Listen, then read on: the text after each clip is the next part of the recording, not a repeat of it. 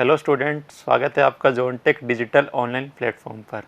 जैसा कि आप सबको पता है, जोनटेक टीम ने हमेशा की तरह डीडी एग्ज़ाम के लिए आपके लिए BCTQ प्रोग्राम लॉन्च किया है, जिसमें हम हर एक सब्जेक्ट के कुछ इंपॉर्टेंट क्वेश्चन डिस्कस करेंगे और हर एक क्वेश्चन के पीछे के कॉन्सेप्ट को समझेंगे। आज हम इलेक्ट्रिकल सर्किट के कुछ इंपॉर्टेंट क्वेश्चन डिस्कस करेंगे। तो स्टार्ट करते हैं क्वेश्चन नंबर 1 से। तो क्वेश्चन 1 है आपको दे रखा है कि कोई आपके पास रेजिस्टेंस है, उसका वायर का रेजिस्टेंस दे रखा है आपको R ओम। फिर आपने क्या किया, जो वायर आपने उसको स्ट्रेच करके n टाइम्स उसकी लेंथ को इंक्रीज़ कर दिया। उसको क्या कर दिया, n टाइम्स लेंथ उसकी इंक्रीज़ कर दी। तो जो नया वायर है उसका रेजिस्टेंस कितना हो जाएगा, ठीक है, ये आपको बताना है। तो देखो, मान लिया आपके पास कोई ये वायर था, ठीक है। वायर में क्या होती है, उसकी लेंथ और उसका क्रॉस सेक्शनल एरिया, उसका रेजिस्टेंस और रेजिस्टिविटी, ठीक है। इतने पैरामीटर होते हैं उसके अंदर। अब देखो, आपने क्या किया, इस वायर को खींच के ऐसे लंबा कर दिया n टाइम्स। क्या कर दिया आपने, इसकी लेंथ को क्या कर दिया, n टाइम इंक्रीज कर दिया। अब एक चीज़ देखो, ये जो वायर है जिस मटेरियल का बना हुआ है, ये वायर भी क्या है, उसी मटेरियल का बना हुआ है। तो क्या रहेगा, इसमें जो वॉल्यूम है वही वॉल्यूम इसमें रहेगा। तो आपने जो लेंथ है वो n टाइम कर दी, तो जो एरिया है वो क्या हो जाएगा, n टाइम डिक्रीज हो जाएगा। एरिया क्या हो जाएगा, n टाइम डिक्रीज हो जाएगा, क्योंकि जो वॉल्यूम होता है आपका वो क्या होता है, A इंटू एल। तो यहाँ पे क्या हो जाएगा, A/N, यहाँ पे N इंटू एल। तो क्या रहेगा, आपका वॉल्यूम में चेंज नहीं होगा, ठीक है। और जो आपकी रेजिस्टिविटी होती है वो किस पे डिपेंड करती है, मटेरियल पे डिपेंड करती है कि वायर किस मटेरियल का बना हुआ है। ये अगर कॉपर का बना हुआ है तो ये भी कॉपर का है, ठीक है। तो ये वैल्यू भी क्या रहेगी, सेम रहेगी, इसमें भी रो रहेगी, इसमें भी रो रहेगी। लेकिन जो रेजिस्टेंस है उसको मैंने मान लिया R डैश, तो आपको R डैश की वैल्यू ज्ञात करनी है, ठीक है। तो देखो, जो हमारा R होता है उसका फॉर्मूला होता है ρL/A ओम, ठीक है। ये होता है हमारे रेजिस्टेंस का फॉर्मूला। इसके लिए क्या हो जाएगा, R dash equal to ρL डैश/A डैश, ठीक है। क्योंकि दोनों में रो तो क्या रहेगा, सेम रहेगा। जो L डैश है वो क्या है, N इंटू एल, और जो एरिया है वो क्या है, A/N। तो ये क्या हो जाएगा, N स्क्वायर ρL/A। ये क्या है, R डैश।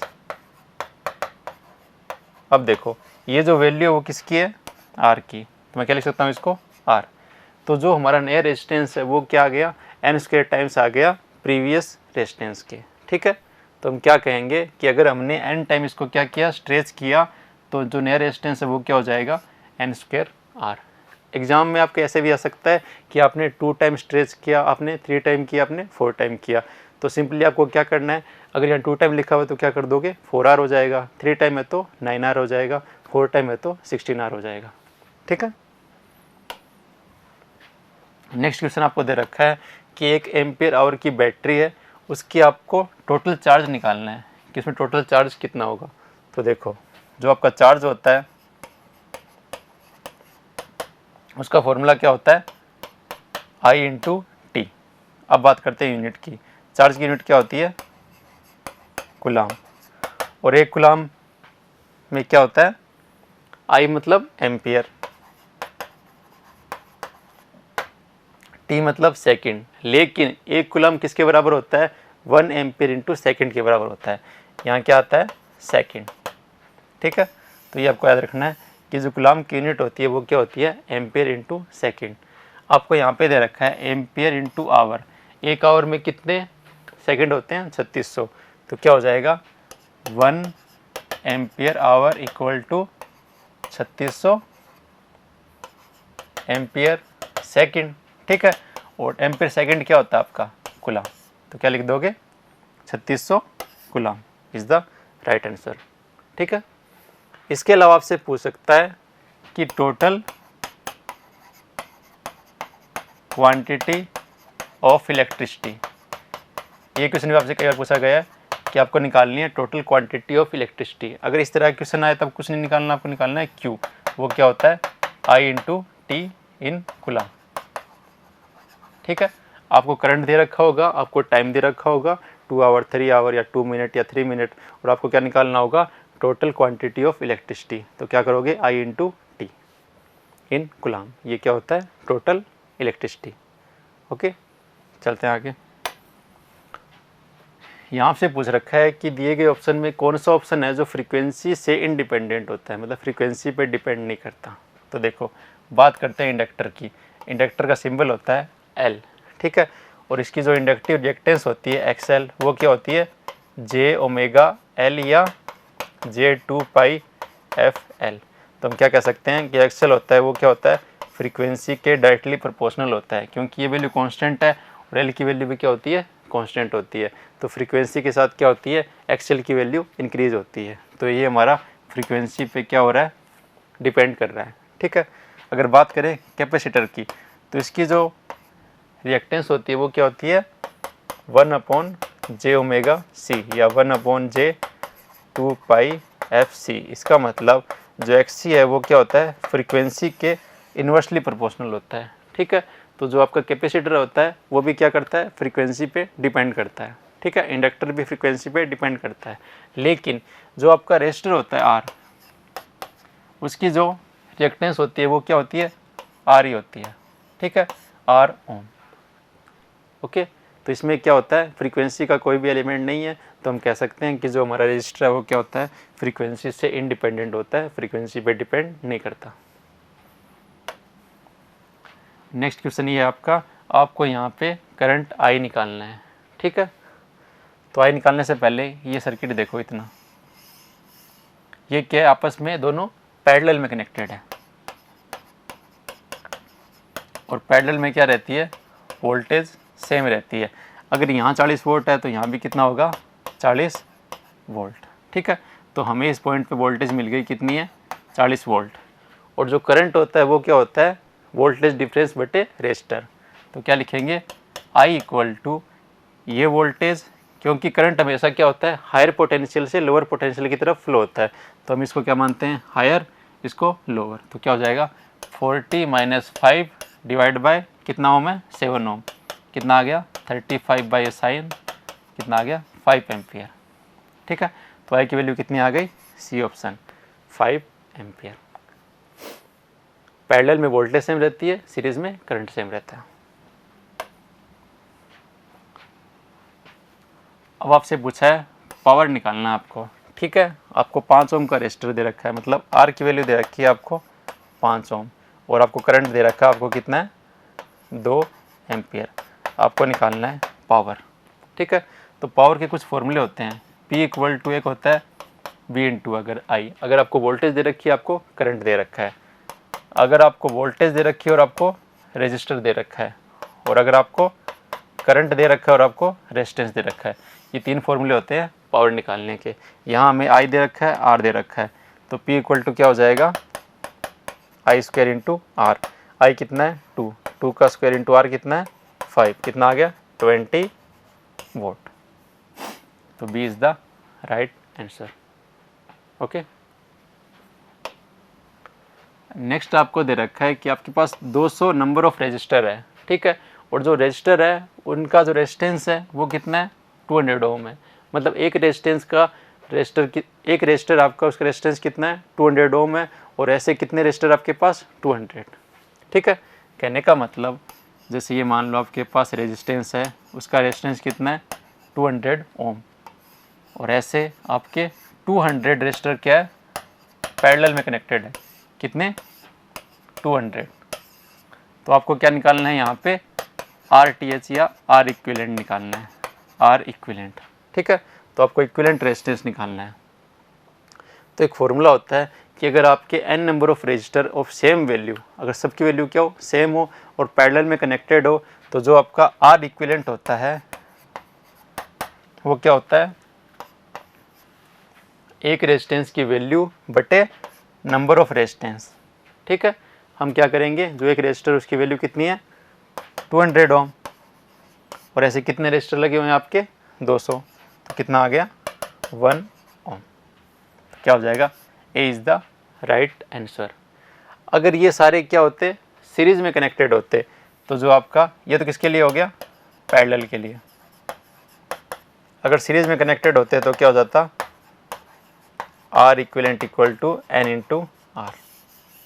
ठीक है, where N is the number of resistors, R is the resistance of one resistor. Okay, तो ये हमें करना था। नेक्स्ट क्वेश्चन आपका, आपके पास RLC सर्किट है जिसमें R दे रखा है, XL दे रखा है और XC दे रखा है। मतलब ये आपके पास R है, ये आपके पास XL है और ये आपके पास XC है। इसकी वैल्यू कितनी है? 5 ओम, इसकी वैल्यू 10 ओम और इसकी वैल्यू 15 ओम। ठीक है, और ये क्या है? एक वोल्टेज सोर्स से कनेक्टेड है, जो क्या दे रखा है हमें? 100 साइन 314 t। ठीक है, आपसे करंट की वैल्यू पूछी है। आपसे क्या पूछा है? कि आपको करंट निकालना है। ओके, तो देखो जो करंट होता है आपका वो क्या होता है? V/Z, और यहाँ क्या आता है? RMS value. क्योंकि आपको क्या निकालनी है? करंट की RMS वैल्यू। तो क्या आएगा? V/RMS/Z। अब देखो ये हमारा क्या है? RLC सर्किट है, तो Z जो होता है वो क्या होता है? R² plus XL minus XC का स्क्वायर का रूट। ठीक है, जो टोटल इम्पीडेंस होती है RLC सर्किट में उसका ये फॉर्मूला होता है। R आपको दे रखा है 5, तो 5 का स्क्वायर प्लस XL दे रखा है आपको 10 माइनस XC दे रखा है आपको 15, तो इसका स्क्वायर। तो यहाँ से क्या आ गया? 5 का स्क्वायर और माइनस 5 का स्क्वायर, तो यहाँ से लिख सकते हैं 5√2 ओम। तो जो आपकी इम्पीडेंस की वैल्यू है वो कितनी आ गई? 5√2। ठीक है, हमें क्या चाहिए? IRMS। तो देखो VRMS हमें दे रखा है V equal to VM sine omega T. ये क्या होती है? आपकी पीक वैल्यू, पर हमें चाहिए RMS वैल्यू। तो जो RMS वैल्यू होती है वो क्या होती है? Peak value by √2। तो अब क्या करोगे? जो वैल्यू दे रखी है आपको 100 डिवाइड बाय √2 करना पड़ेगा आपको, जिसके आपको वोल्टेज की RMS वैल्यू मिल जाएगी। फिर नीचे Z क्या आपका अभी निकाला आपने? 5√2। तो ये क्या हो गया? 100/5। √2 इंटू √2 कितना हो गया? 2। तो यहाँ से कितना आ गया? 10 एम्पियर। तो इसका राइट आंसर क्या हो जाएगा? C, 10 ampere. ठीक है, चलते हैं आगे। आगे आपको दे रखा है कि आपके पास 2 कॉइल है, सेल्फ इंडक्टेंस आपका 2 हेनरी और 4 हेनरी। ठीक है, और म्यूचुअल इंडक्टेंस आपका कितना है? 2 हेनरी। तो आपको बताना है कि जो maximum value of self inductance होगी वो कितनी हो सकती है। ओके, तो देखो ये ऐसे होता है कि ये हमारी कॉइल है, ये हमारी दूसरी कॉइल है। ठीक है, ये L1 है और ये L2 है, और इन दोनों के बीच क्या होती है? कपलिंग होती है, जिससे क्या मिलता है हमें? म्यूचुअल इंडक्टेंस, जिसमें इसका भी हिस्सा होता है, इसका भी हिस्सा होता है। ठीक है, तो इस सर्किट के लिए जो L इक्विवेलेंट होता है उसके 2 फॉर्मूले होते हैं। L1 प्लस L2 या तो प्लस आएगा या माइनस आएगा, और क्या आएगा? 2M। ये होता है हमारा L इक्विवेलेंट का फॉर्मूला। अब हमें L1 दे रखा है, ये आपका हो गया L1, ये आपका हो गया L2 और ये आपका हो गया M। तीनों वैल्यू आपको दे रखी है। आपसे पूछा क्या है कि मैक्सिमम वैल्यू कितनी पॉसिबल है। तो देखो प्लस करेंगे तब मैक्सिमम वैल्यू मिलेगी, माइनस करेंगे तब मिनिमम वैल्यू मिलेगी। तो हमें क्या चाहिए? Maximum value. तो वो क्या हो जाएगी? L1 plus L2 plus 2M। L1 कितना है हमारा? 242। ये 2 है, ये 4 है और ये 2 है, तो कितना हो गया? 2 + 4 + 4 10 हेनरी। तो हमें मैक्सिमम वैल्यू मिलेगी ऑप्शन बी 10 हेनरी। ठीक है, नेक्स्ट आपका क्वेश्चन है कि आपके पास एक सीरीज RLC सर्किट है जिसमें आपको रेजोनेंट फ्रीक्वेंसी दे रखी है और एक उससे ऊपर की फ्रीक्वेंसी दे रखी है। तो आपसे पूछा है कि इस फ्रीक्वेंसी पे आपका सर्किट किस तरह से बिहेव करेगा। तो देखो जो आपका सीरीज RLC सर्किट होता है, सीरीज RLC सर्किट, उसमें 3 केस बनते हैं। एक तो क्या बनता है? F = F0, जहाँ पे F0 क्या आपकी रेजोनेंट फ्रीक्वेंसी। एक क्या होता है? F < F0, एक होता है F > F0। इसमें तो ये रेजिस्टिव सर्किट की तरह काम करता है, और लेस देन पे ये कैपेसिटिव सर्किट की तरह काम करता है और हायर पे इंडक्टिव सर्किट की तरह काम करता है। तो देखो ये हमारी कितनी है 1 मेगाहर्ट्ज़।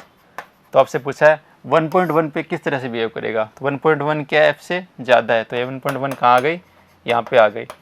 तो किस तरह से बिहेव करेगा, इंडक्टिव सर्किट की तरह। तो क्या हो जाएगा, B is the right answer. Okay, अगर यही क्वेश्चन होता और यहाँ पे क्या लिखा होता, पैरेलल, ठीक है, अगर एग्जाम में दिया होता कि आपको पैरेलल आरएलसी सर्किट दे रखा है, उसमें जो रेजोनेंट फ्रीक्वेंसी है वो कितनी है 1 मेगाहर्ट्ज़ है और आपको 1.1 पे बताना है, तब क्या हो जाता है, इसका अपोजिट होता है।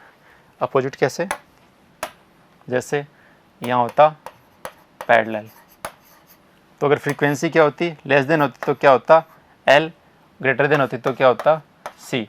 तो पैरेलल वाले केस में 1.1 पे हमारा जो सर्किट है वो कैपेसिटिव सर्किट की तरह काम करता, ठीक है। तो उस केस में क्या होता, कैपेसिटिव सर्किट। तो आपको ये ध्यान रखना है कि अगर यहाँ पे सीरीज लिखा हुआ है तो इंडक्टिव आंसर होगा, पैरेलल लिखा हुआ है तो कैपेसिटिव आंसर होगा, ठीक है।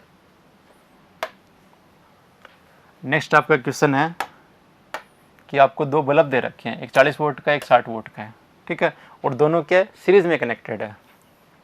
जैसे आपके पास ये दो बल्ब है, एक है 40 वोल्ट का और एक है 60 वोल्ट का, ठीक है, और दोनों की क्या होगी, कुछ वोल्टेज रेटिंग फिक्स होगी, वो 220 हो सकती है, 200 हो सकती है, ठीक है, वो फिक्स होती है दोनों की बल्ब की। ये बल्ब 1 है और ये बल्ब 2 है। जैसे हमने इनको क्या किया, सप्लाई से कनेक्ट किया, दोनों क्या हो जाएंगे, ऑन हो जाएंगे, ठीक है।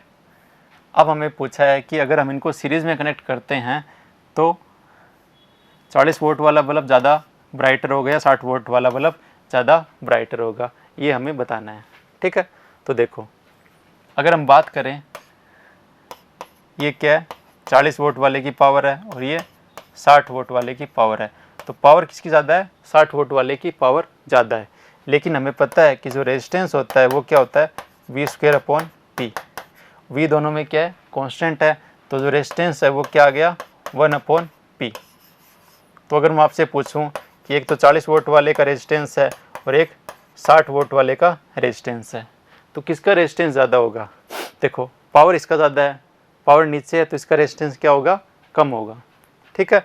60 वोल्ट वाले का रेजिस्टेंस क्या होगा, कम होगा, 40 वोल्ट वाले का रेजिस्टेंस क्या होगा, ज़्यादा होगा, ठीक है। अब देखो ये हमारा क्या है, सीरीज, तो क्या होता है, इन सीरीज करंट क्या रहता है, सेम, मतलब दोनों में जो करंट की क्वांटिटी है वो क्या रहेगी, सेम रहेगी। तो जो हमारी ब्राइटनेस होती है वो क्या होती है, I²R। तो करंट सेम है, तो किस पे डिपेंड कर रहा है, R की वैल्यू पे। जिसकी वैल्यू, जिस बल्ब के लिए R की वैल्यू ज़्यादा होगी वो क्या होगा, ज़्यादा ब्राइटर होगा। तो किस में ज़्यादा है, 40 वोल्ट वाले में। तो हम क्या कहेंगे कि सीरीज़ में जो कम वोल्ट का बल्ब होता है वो ज़्यादा ब्राइटर ग्लो करता है, ठीक है। तो क्या हो जाएगा, 40 वोल्ट का bulb glow brighter if they are connected in series. अगर ये पैरेलल में कनेक्टेड होते तब क्या होता, जो ज़्यादा वोल्ट का बल्ब है वो ज़्यादा ब्राइटर होता। नेक्स्ट आपको दे रखा है कि इंडक्टेंस की वैल्यू दे रखी है L = क्या होता है 2 हेनरी, ठीक है। और आपको क्या दे रखा है, rate of change of current दे रखा है। आपको क्या दे रखा है, rate of change of current, मतलब DI/dt दे रखा है आपको, कितना है 10 ampere per second, 10 ampere per second. आपसे पूछा है सेल्फ इंड्यूस्ड EMF, ठीक है। तो जो सेल्फ इंड्यूस्ड EMF होता है E या V, उसका फॉर्मूला होता है L/DI/dt। L आपको दे रखा है 2 और ये दे रखा है 10, तो कितना आ गया 20 वोल्ट, ठीक है। तो क्या हो जाएगा, B is the right answer. अब देखो अगर हमारे पास क्या है, इंडक्टर है, तो उसमें जो वोल्टेज होती है, इंड्यूस्ड EMF होता है, E मान लो या इसको V मान लो, वो क्या होता है L/DI/dt। लेकिन अगर हमारे पास क्या होता, कैपेसिटर होता है यहाँ पे, तो उसमें जो करंट होता है वो क्या होता है CdV/dt। तो ये आपको दो फॉर्मूले याद रखने हैं। आपको यहाँ से पूछ सकता है क्वेश्चन, या ना यहाँ से पूछ सकता है, ठीक है। जहाँ पे dV/dt क्या है, rate of change of voltage, okay. तो यहाँ से क्या पूछा था, E पूछा था, तो वो क्या होता है L/DI/dt। नेक्स्ट क्वेश्चन आपका कि जो केसीएल होता है वो किस प्रिंसिपल पे वर्क करता है। ठीक है, तो केसीएल करता है आपका, केसीएल की बात की जाए तो वो करता है conservation of charge, conservation of charge. ठीक है, केसीएल होता क्या है, किरचॉफ करंट लॉ। एक होता है आपका केवीएल, वो किस पे वर्क करता है, conservation of energy, conservation of energy. ठीक है, ये दोनों पॉइंट आपको याद रखने हैं, केसीएल चार्ज पे और केवीएल एनर्जी पे। फिर आपका एक होता है नोडल एनालिसिस, नोडल एनालिसिस, वो किसके बराबर होता है, वो बराबर होता है केसीएल प्लस ओम्स लॉ के। ठीक है, एक होता है आपका मेश एनालिसिस, मेश एनालिसिस, ये किसके बराबर होता है, केवीएल प्लस ओम्स लॉ। ठीक है, ये भी आपसे एग्जाम में पूछ सकते हैं। ओके, तो केसीएल किस पे करता है, कंजर्वेशन ऑफ चार्ज पे। नेक्स्ट आपको दे रखा है कि पैरेलल सर्किट है जिसमें आर है, एल है और सी है, मतलब आर लगा हुआ है, एल लगा हुआ है और सी लगा हुआ है। ठीक है, आर कितना है 10 एम्पियर, एल कितना है 5 एम्पियर और ये कितना है 5 एम्पियर। ठीक है, ये वैल्यू हो गई इसकी आई आर की, ये वैल्यू हो गई आई एल की और ये वैल्यू हो गई आई सी की। तो आपको सप्लाई करंट निकालना है आई, तो जो आई होता है उसका फॉर्मूला क्या था, I R square I L minus I C का स्क्वायर का रूट। आई आर कितना आपके पास 10, आई एल कितना है 5, ये भी कितना है 5 का स्क्वायर, ये कितना हो गया 0, तो 10 का स्क्वायर क्या आ जाएगा 10 एम्पियर। तो सी इज़ द राइट आंसर। अगर आपसे करंट पूछे तो इस तरह से निकालते हैं, लेकिन एग्ज़ाम में ऐसे ही पूछ सकता है आपसे कि आपने ऐसे सीरीज़ में कनेक्ट कर दिया आर एल सी को, ये आर हो गया, ये एल हो गया, ये सी हो गया। ठीक है, और आपको यहाँ पे वोल्टेज दे रखी है वी आर, मान लिया मैंने 10 वोल्ट दे रखी है, और यहाँ वी एल वोल्टेज दे रखी है आपको 5 वोल्ट, और वी सी वोल्टेज भी दे रखी है आपको 5 वोल्ट।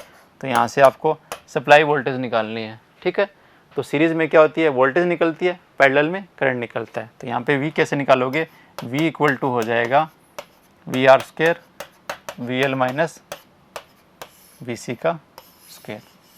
सेम फंडा कैसे, अगर आपको एल और सी दे रखे हैं तो आपको ये वाला फॉर्मूला लगाना पड़ेगा, लेकिन अगर आपको ऐसे दे रखा होता, दो आपके रेजिस्टर कनेक्टेड होते हैं यहाँ पे R1 R2, यहाँ वोल्टेज है VR1, यहाँ वोल्टेज है VR2, आपको V निकालनी है। तो V क्या हो जाती है, सिंपली दोनों का एडिशन।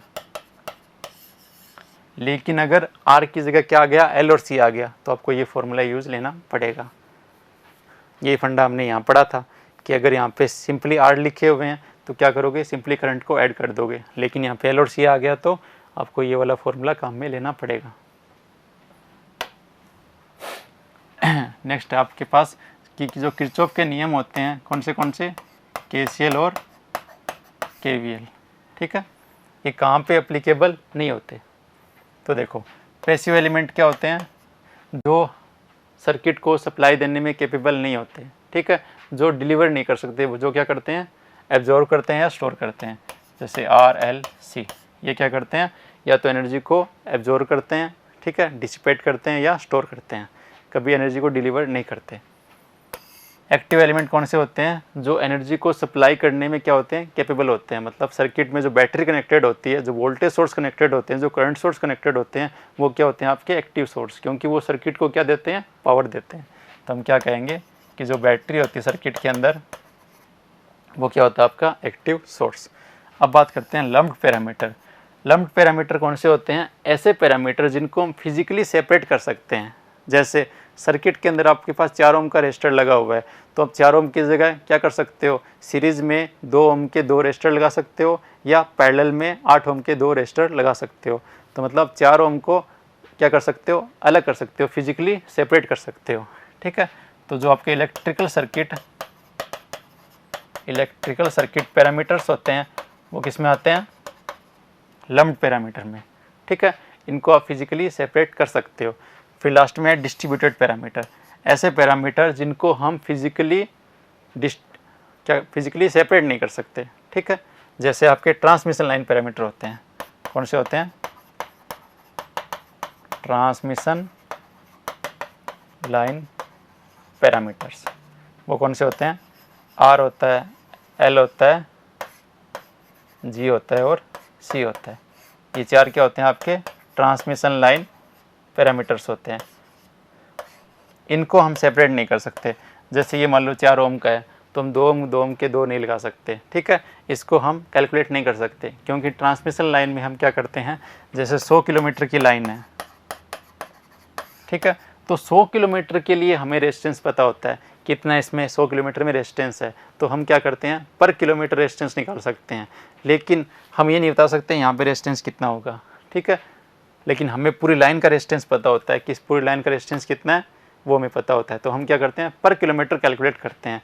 लेकिन सर्किट में क्या होता है, हम रजिस्टर लगाते हैं 4 ओम का, 6 ओम का, ठीक है, उन्हें हम फिजिकली अलग अलग कर सकते हैं, लेकिन यहाँ पे फिजिकली सेपरेट करना पॉसिबल नहीं होता। तो जो आपका केसीएल, जो किरचॉफ के नियम है, वो क्या होते हैं, डिस्ट्रीब्यूटेड पैरामीटर्स पर लागू नहीं होते, ठीक है। और डिस्ट्रीब्यूटेड पैरामीटर कौन से होते हैं? Transmission line parameter. तो यहाँ से एक तो ये क्वेश्चन बन सकता है, दूसरा क्या बन सकता है कि ट्रांसमिशन लाइन पैरामीटर कैसे होते हैं? डिस्ट्रीब्यूटेड पैरामीटर्स होते हैं। नेक्स्ट है आपको बताना है कि जो थेवेनिन इक्विवेलेंट होता है सर्किट, उसमें क्या होता है। तो मैंने आपको बताया था कि जो थेवेनिन होता है उसमें क्या होती है, वोल्टेज सोर्स होता है और रेजिस्टेंस होता है, VTH होता है और RTS होता है, और यहाँ पे आपका लोड लगा रहता है। और जो RTS होता है वो क्या होता है, सीरीज रेजिस्टेंस या सीरीज इम्पीडेंस, ठीक है। तो voltage source and series impedance, तो क्या हो जाएगा, voltage source and series impedance, okay. अगर आपसे नॉर्टन के लिए पूछते हैं तो क्या लिखते हैं आप, current source and shunt impedance, ठीक है। ये तो क्या हो गया आपका थेवेनिन इक्विवेलेंट, थेवेनिन इक्विवेलेंट। अगर आपसे नॉर्टन पूछा जाए उसमें क्या होता है, एक तो आपका करंट सोर्स होता है और एक आपका रेजिस्टर होता है, ठीक है। तो क्या लिखोगे, करंट प्लस शंट इम्पीडेंस, ठीक है, वो क्या हो गया, नॉर्टन इक्विवेलेंट। तो आपसे थेवेनिन पूछा है यहाँ पे, तो वो क्या हो गया, वोल्टेज एंड सीरीज इम्पीडेंस, और नॉर्टन में current and shunt impedance, okay. Next आपसे पूछा है कि आपके पास 2 डायग्राम है, एक तो ये है और एक ये है। आपको बताना है कि डिवाइस ए पावर को डिलीवर कर रहा है या एब्जॉर्ब कर रहा है, ऐसे डिवाइस बी पावर को डिलीवर कर रहा है या एब्जॉर्ब कर रहा है। तो देखो इसका क्या कॉन्सेप्ट होता है, जैसे ये हमारे पास कोई क्या है, एलिमेंट लगा हुआ है, जिसमें यहाँ प्लस है और यहाँ माइनस है, ठीक है, ये इसकी पोलैरिटी है, ओके। ये जो भी एलिमेंट है इसकी पोलैरिटी क्या है, ऊपर प्लस है नीचे माइनस है।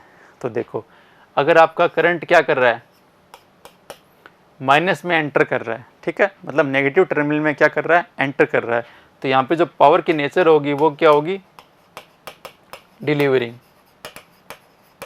डिलीवरिंग या सप्लाइंग। मतलब ये जो एलिमेंट है वो क्या कर रहा है, पावर को डिलीवर कर रहा है, मतलब आगे यहाँ पे सर्किट कनेक्टेड है ना, उसको क्या कर रहा है, ये पावर डिलीवर कर रहा है, ठीक है।